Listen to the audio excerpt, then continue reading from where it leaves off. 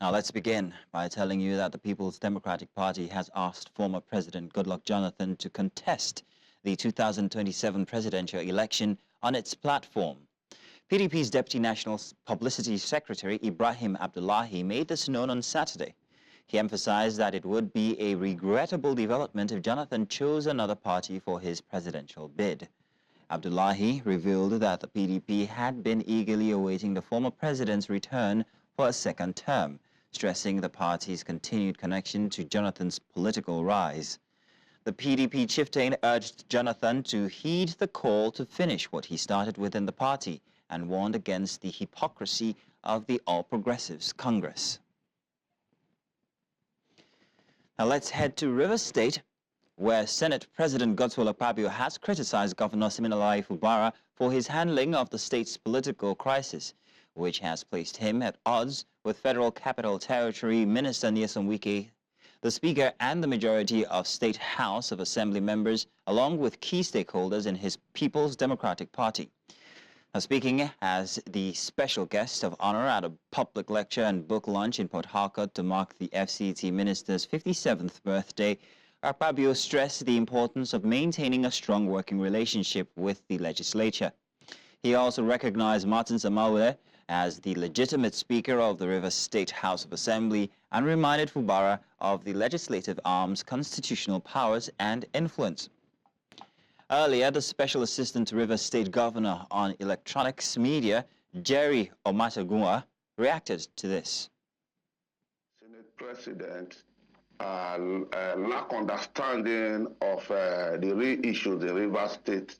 If he has a full understanding or has the full gist, I don't think he will say anything like that. These are people who just wake up one morning and say they are impeaching the governor. And after some time, they just said, oh, we are leaving our party. And what will you do to them? You're saying that you're supposed to push them and bring them in. It's just like football. If the opposite people decide not to play, will you force them to play? So I think Akpabio need more understanding of the political situation in Rivers State before he begin to throw blame at the end of the day. And also declaring that Martin Samaule may be his own speaker, or better still, maybe Speaker of Akpabio State Assembly. If not for Rivers State, what does the Constitution say about leaving your party? Bauchi State Governor Bala Mohammed has called on President Bola Tinubu to remove what he termed excess baggage from his cabinet, accusing certain members of undermining the president's administration. Speaking at the commissioning of the 14.1-kilometer Moakali-Eberi Road in Rivers State, Mohammed stressed the importance of prioritizing governance over political maneuvering. He praised Rivers State Governor Siminalayi Fubara for delivering impactful governance despite political hurdles and expressed confidence in his leadership. Fubara also outlined plans to remove local schools and healthcare centers while urging continued public support ahead of the 2027 re-election bid. Meanwhile, the People's Redemption Party has condemned President Bola Tinubu's economic policies, accusing his administration of dismantling Nigeria's middle class. PRP Chairman Bello Falalu, speaking at a press conference in Abuja, criticized the president for allegedly failing to deliver good governance, deepening poverty, and exacerbating Nigeria's economic challenges. Falalu suggested a potential merger with the African Democratic Congress to form a formidable opposition against the ruling All Progressives Congress in the 2027 general elections. He emphasized that the alliance has become imperative due to what he described as the leadership shortcomings of both the APC and President Tinubu's government. Falalu cited troubling economic indicators highlighting Nigeria's gross domestic product, which reportedly declined from $493 billion in 2015 to an estimated $362 billion in 2024. Now, Nigerian Senator Ned Nwoko has emphasized the need for unity among the Igbo people to address pressing issues within the community. Speaking at the 2024 Otu Oka Iwu Week event in Abuja, Nwoko stressed that a unified front is crucial for addressing the region's developmental challenges. He also advocated for the creation of new states in Southeast, specifically Anyoma State, to present or rather represent the people of Delta North more effectively. Nwoko believes this will enhance political inclusion, boost socio-economic opportunities, and secure a stronger platform for his constituents. The senator's call for unity and state creation has been praised by participants at the event. Now, the Independent National Electoral Commission has dismissed social media rumors alleging that its chairman, Professor Mahmoud Yakubu, has died in a London hospital. In a statement issued on Saturday, INEC Chief Press Secretary Rotimi Oyekami confirmed that Yakubu is alive, well, and in good health. He described the reports, which surfaced on 9th of December, as baseless and urged the public to disregard them. The Commission clarified that Yakubu has not traveled to London in the past 2 years and recently participated in official engagements, including meetings with the House Committee on Electoral Matters and resident electoral commissioners. INEC condemned the spread of misinformation, recalling a similar false claim in 2021. It reaffirmed its commitments to combating fake news through credible media partnerships and proactive communication.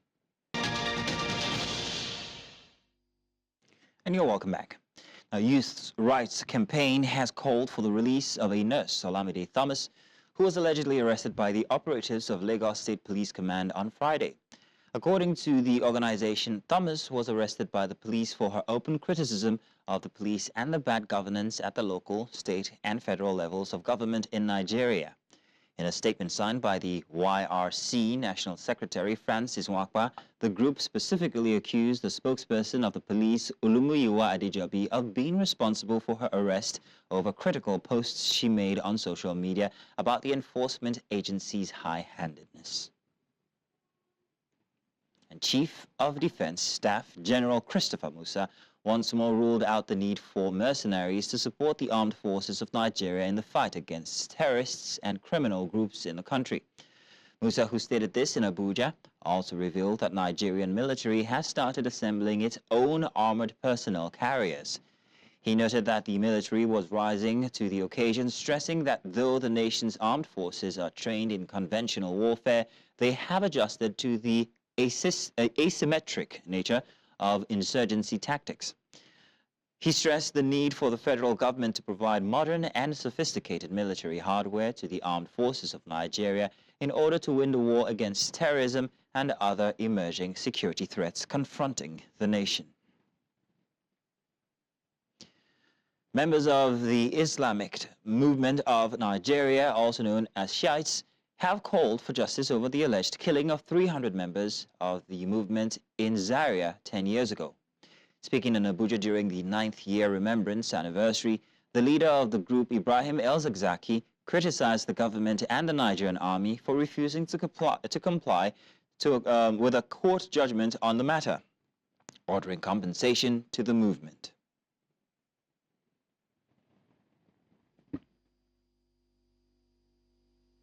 This event has taken place 9 years ago, and we have taken them to court, and they have taken us to court. In all the cases, we won. We took them to the court, we won, they refused to obey the court order. They took us to court, we also won. They also refused to obey court order.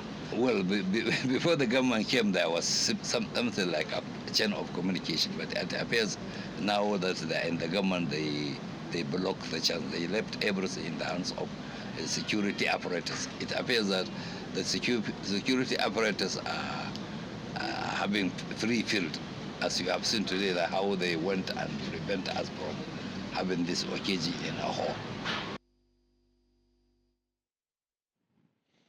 Community members in Sanga local government area of Kaduna State have been commended for the peaceful coexistence exhibited during their successful harvest season.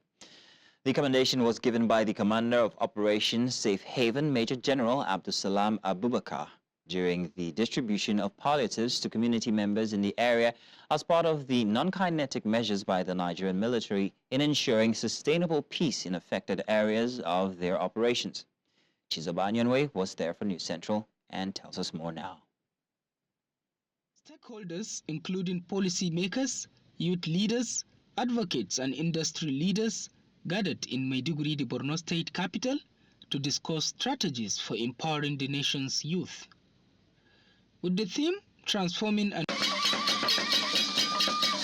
That was a show of appreciation from community members in Sanga local government area of Kaduna State after a heat-free harvest, as against what was recorded in past years, where herders and farmers usually engaged in violent clashes. The commander of Operation Safe Haven, Major General Abdulsalam Abubakar, had organized a seminar in May this year to sensitize stakeholders in the community on the need for peaceful coexistence and successful farming and harvest. General Abubakar was impressed with the outcome of the non-kinetic approach. The fight against criminality is like a system that we all have a part to play and collectively fight against. I am glad to observe that we have derived the dividend of that seminar as clashes and farm destructions reduced by over 60% this year based on available statistics. The army boss in the area reciprocated the show of excitement for the peaceful harvest by the distribution of these palliatives to 100 indigent members of the community. He said the move is hinged on sound administration through impactful welfare programs of the Chief of Army Staff, Lieutenant General Olufemi Oluyede. This is our little way of encouraging the widows and those with physical challenges in Operation Safe Haven operating environment as part of our non-kinetic lines of operation. Furthermore, one of the elements of the command philosophy of our Chief of Army Staff, Lieutenant General O.O. Oluyede, Nigerian Army Medal, is hinged on sound administration through impactful welfare programs, which aptly aligns with this program today. The 50 widows and 50 physically challenged persons, among others, who benefited from the Army's welfare package, expressed their gratitude. We are now approaching the Christmas celebration. Up to now, I have not even single rice in my house. But today, I am going house with a 1 bag of rice. We have bumper harvest in the local government. So, and we have peaceful coexistence in the entire local government. We are crisis-free in the local government. And alhamdulillah, alhamdulillah. Mun gode muku da abin da kuka yi mana Allah ƙara mishi buɗe. Mun da mazajen mu sun mutu, mu taimake mu, mun gode wa Allah. We are very grateful. We are calling on all of you, whenever you see us, please, we will solicit for your assistance. Now, if this is a sign of bumper harvest in a crisis-free zone as a result of the non-kinetic measures put in place before the harvest, then who says more of this measure won't be needed as often as possible? From Sanga local government area of Kaduna State for News Central, Chizoba Anyanwe.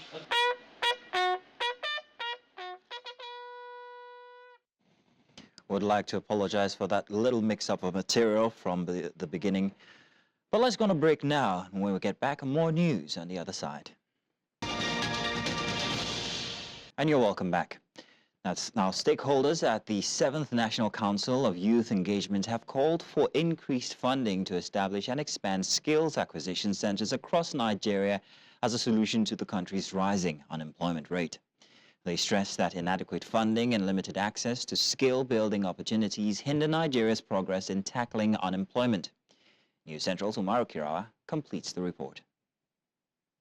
Stakeholders, including policymakers, youth leaders, advocates and industry leaders, gathered in Maiduguri, the Borno state capital, to discuss strategies for empowering the nation's youth. With the theme, Transforming and Repositioning the Nigerian Youth, To thrive and catalyze economic development, they offered insights on how to address the challenges facing Nigerian youth. We have at least three vocational centers in Borno State that is currently working, but we need more. If we can get a lot of funds from the federal government, I think one of the two issues of the unemployment will be resolved. The youth leaders also urged both federal and state government to strengthen partnerships with the private sector to create more opportunities for technical training, innovation and entrepreneurial growth. The council have now brought a lot of initiatives and programs that is going to serve as a landmark in empowering the youth of this country. There's one of the initiatives brought by the Minister of One Youth, Two Skills, where one youth will be trained with 2 skills in order to be self-empowered. And as you can see in Borno State, the governor has established more than 10 skills acquisition centers where youth have been trained, and at the tail end, they have been given take-off grants to go and empower themselves. On the sidelines, some young entrepreneurs showcased their handiworks to inspire others to embrace skills acquisition. We have confronted numerous adversities, yet I'm continuously inspired by resilient credibility, determination of His Excellency towards developing our youth in Borno State. We believe in Nigeria. We believe in this government. And we know there's going to be a changes because we have a president and governors that are listening. We listen.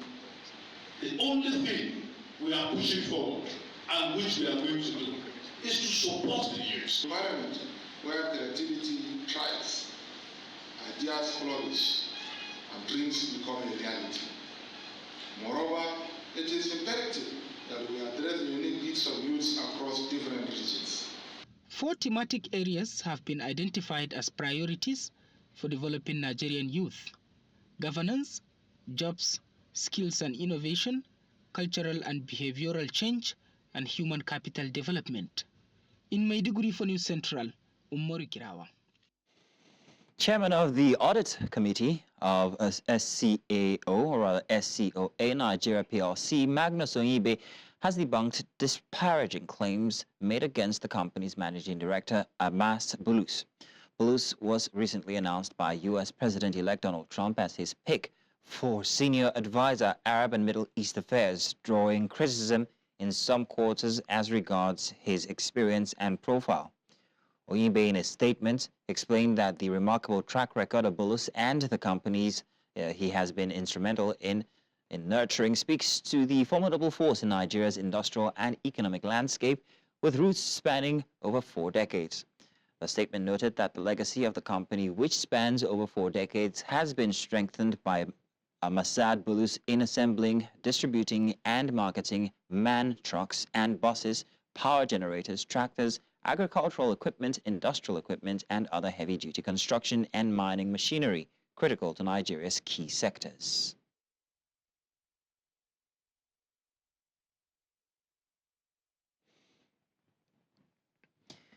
Beauty enthusiasts and hair professionals have once again called for the celebration of African beauty and identity, highlighting the richness of the African natural hair and its significance to Black culture. This was demonstrated at the Afro Hair Culture and Beauty Festival organized by the African Hair Summit, which brought together hair experts and beauty enthusiasts in Nigeria's capital, Abuja. Our correspondent Joshua Marae was at the festival and filed in this report. It was the Afro Hair Culture and Beauty Festival, an annual natural hair and beauty event focusing on the uniqueness of the African hair, while at the same time highlighting the essence, beauty and style of the African woman. This year's edition took place in Nigeria's capital, Abuja, and was organized in collaboration with the Federal Ministry of Information and Culture, alongside several other global brands. Speaking about the initiative, the organizer highlighted the importance of embracing natural hair and unique features as symbols of pride and identity. It's going to bring so much light to their sense of beauty and how they perceive themselves, you know, especially when they're with other people, nationalities and all of that. So I'm really excited because this event and this project is here to boost the self-confidence of a lot of people who feel like, oh, all they have is their natural hair. They don't have money to buy Brazilian hair and all of that. But we're here to let them know that what you have, your natural hair, is more than enough. It's all you need, in fact, you know, to be beautiful or to feel beautiful.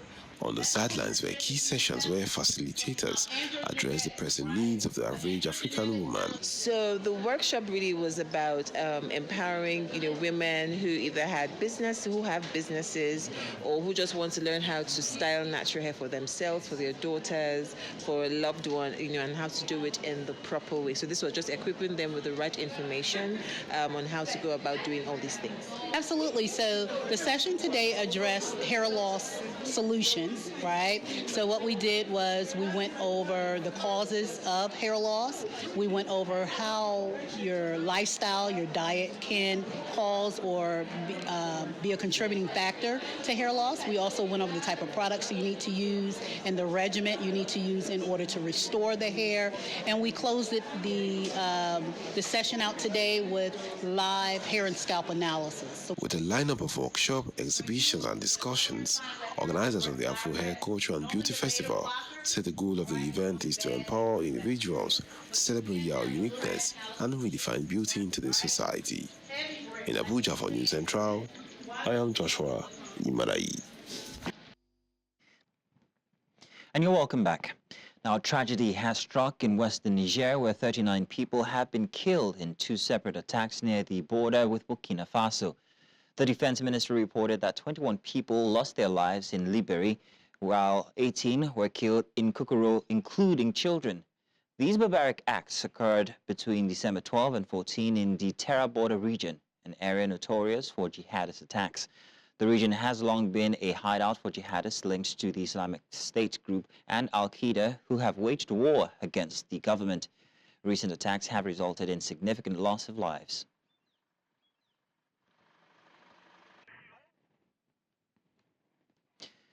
Now, Madagascar has begun preparations for the approaching cyclone Chido, with authorities warning of potential landslides and intensifying efforts to mitigate risks during the cyclone season.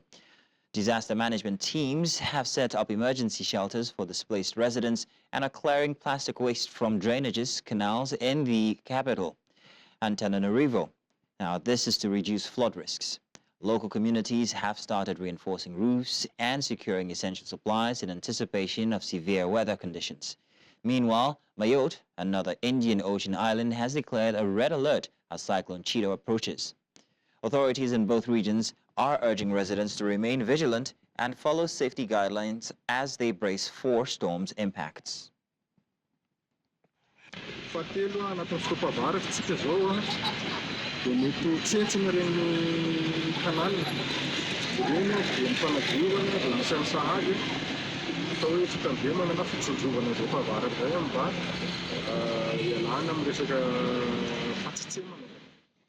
Libyans have expressed mixed emotions about the fall of Bashar al-Assad, voicing hopes that Syria will achieve stability and avoid the prolonged turmoil that has plagued Libya since the ousting of Muammar Gaddafi. 13 years after Gaddafi's removal, Libya remains divided and unstable, standing as a cautionary example. Libyans have urged Syria to learn from the experiences of other nations to ensure a successful rebuilding process. The developments in Syria have drawn global attention, with many hoping for a peaceful and united future for the war-torn nation. أنا ما نشوفش إنه في أوجه شبه كبيرة بين الحدث في سوريا والحدث في ليبيا، مع أن الاثنين في النهاية هم عبارة عن إسقاط نظام، ولكن الحالة الليبية والحالة السورية تختلف تماما، حتى من ناحية حجم التدخل الدولي، المكان الجغرافي. الوضع السوري يختلف عن الوضع الليبي، ولكن كمحصلة تم إسقاط النظام السابق في ليبيا وتم إسقاط النظام حاليا يعتبر السابق في سوريا، لكن الحالتين ليسا متشابهان. نتمنى أن الشعب السوري يكون على مستوى الحدث، ونتمنى أن السياسيين السوريين يكونوا فاهمين الموقف. دول الطوق وضعها أصعب من تونس، أصعب من ليبيا. نحن حالنا ما زال يكون يعني نشوف فيه افضل بكثير من الوضع السوري، ونتمنى ان السوريين يستفادوا من التجارب اللي قبلهم. تشابه بين ليبيا وسوريا طبعا هي تارة الشعوب هذه بناء على الظلم والطغيان والدكتاتورية، الدول اللي كان حكم الدكتاتوري اللي كان يحكم في سوريا وفي ليبيا. في البداية كان في أمل وكانت الشعوب مرتاحة وفرحانة وسعيدة، وبعدين اكتشفوا أن الصراعات على السلطة والصراعات على الأموال وعلى ثروات البلدان هي كانت الهدف الأول الأساسي. And you're welcome back. Now, tens of thousands of protesters celebrated outside South Korea's National Assembly after lawmakers impeached President Yoon Suk-yeol over his failed attempts to impose martial law. The impeachment vote concluded a tumultuous week following Yoon's controversial bid on 3rd December to declare martial law. The opposition hailed the decision as a victory for the people. In a televised address, Yoon announced he would step aside but stopped short of offering an apology for his action. Of the 300 lawmakers, 204 voted in favor of impeachment, 85 opposed, and 3 abstained. Yoon has been suspended from office pending a ruling by South Korea's Constitutional Court, which has up to 180 days to determine his political future.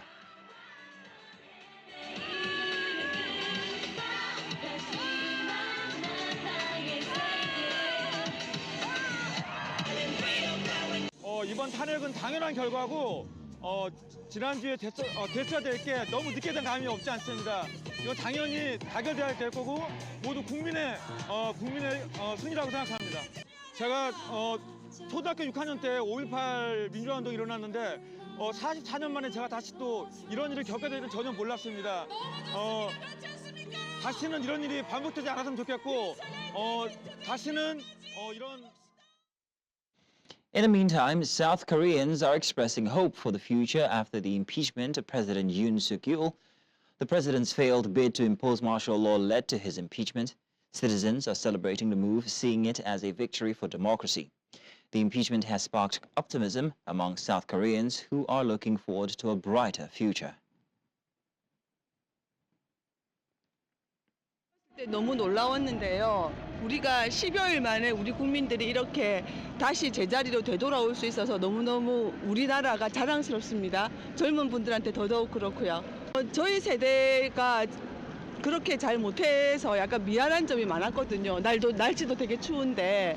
근데 젊은 분들이 너무너무 열심히 잘해주셔서 너무 기쁘고 자랑스럽고 또 조금 죄송하고 그랬습니다.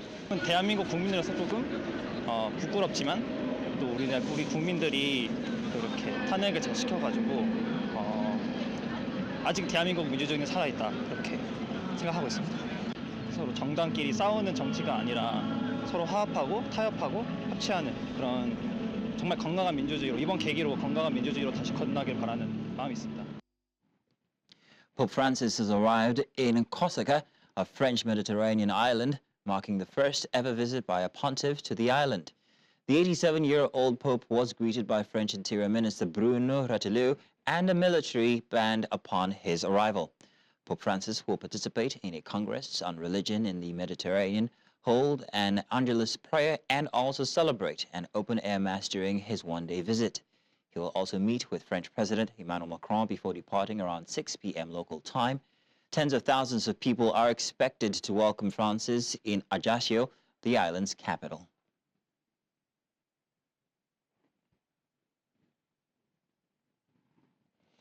Georgia's ruling party, Georgian Dream, has appointed Mikhail Kavelenschvili as the country's 6th president amid an ongoing constitutional crisis. He's a staunch loyalist and former parliamentarian, was elected by an electoral college dominated by the ruling party. The process faced a boycott from opposition parties, sparking concerns over political fairness and inclusivity. He secured a decisive majority of 224 votes, earning a 5-year term as Georgia's next figurehead leader. The appointment comes as tensions escalate between the government and opposition over the state of democracy in the country. Critics argue that the election underscores widening political division, with the opposition continuing to question the legitimacy of the ruling party's actions. first election in the history of Georgia where the presidential election took place with a new model when the electoral college was electing the president. The turnout was pretty much high because out of 225 voters to say have participated in this process. შესაბამისად დღევანდელი დღე კაფიოთ პოზიტიურად ჩაიწერება ჩვენი ქვეყნის ისტორიაში. მიხეილ ყაველაშვილი იქნება უცილებლად გამორჩეულად დაცამახსოვრებადი პრეზიდენტი ჩვენი საზოგადოებისთვის და მსოფლიოსთვის მისი პოზიტიური ეროვნული გამორჩეულად პატრიოტი. And the federal government of Nigeria plans to raise 120 billion naira through a bond auction on December 16, 2024 to finance its budget deficit. The move comes amid cautious market dynamics, with investors closely watching the government's borrowing plans. Perpetua Fasami Peter has more on today's business news.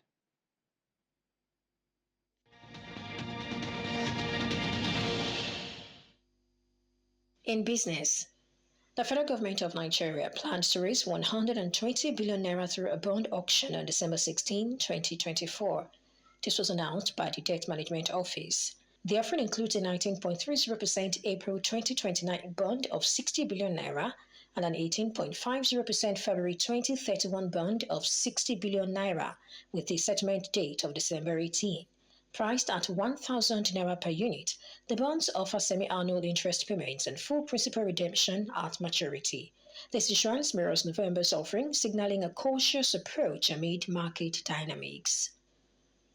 And still in Nigeria, Smedan and Rolling Energy aim to convert 100,000 vehicles to compressed natural gas within 18 months, supporting SMEs with cost-saving energy alternatives.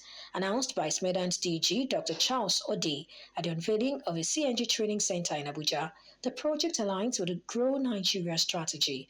With conversion costs significantly lower than petrol refueling, the initiative also trains Nigerians in CNG maintenance, fostering job creation. Presidential CNG Initiative's EVC, Toyin Zubair, emphasized using Nigeria's abundant gas reserves to boost economic growth and sustainability. The International Monetary Fund projects Ghana's GDP growth will reach 5% beyond 2024, reflecting improved macroeconomic conditions. Revised 2024 growth estimates now stand at 4%, up from 3.1%. Inflation is expected to close at 18% by 2024, driven by currency pressures and climatic challenges. Tight monetary policies aim to return inflation to the 8 ± 2% target by end 2025. However, risks like weak cocoa exports, political instability, and external conflicts could impact Ghana's economic trajectory and debt restructuring efforts, the IMF cautioned. Algeria has claimed the top spot in Africa for central bank gold reserves, amassing 173.6 tons. Libya follows with 146.7 tons, while Egypt and South Africa hold 126.8 and 125.4 tons respectively. Ghana, ranked 5th in Africa, holds 28.1 tons.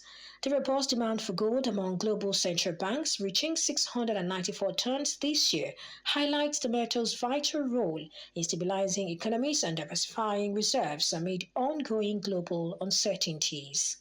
Globally, the U.S. leads with 8,133.5 tons.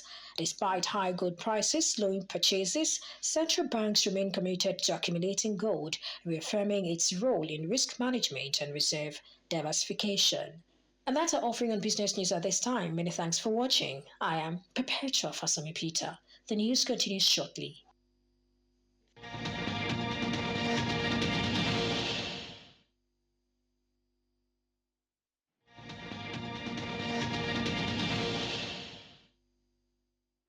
And now a little bit of sports. Egypt's Shamel Youssef emerged victorious in the Men's Junior EP World Cup, defeating Saudi Arabia's Abed Hassan 15-8 on the opening day of the tournament held at Chatterhouse, Lagos.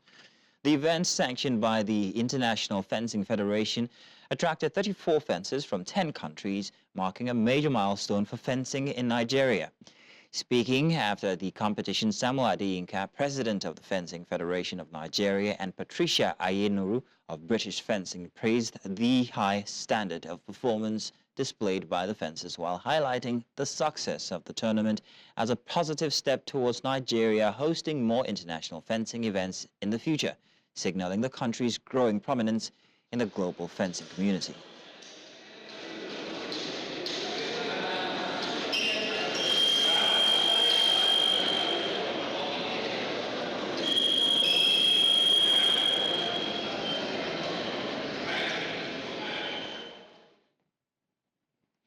And that's all this hour. But before we go, let's take another look at some of the major stories we brought your way. PDP has invited former President Goodluck Jonathan to run on its platform for the 2027 presidential elections. And youth rights group has demanded the release of Lagos nurse Abiodun Thomas, allegedly arrested over anti-police comments. And we also told you that ongoing violence in western Niger left 39 people dead. Now do remember you can watch News Central live on DSTV channel 422, Star Times channel 274, Avo TV, and of course on YouTube. Many thanks for watching. My name is Mazino Appeal.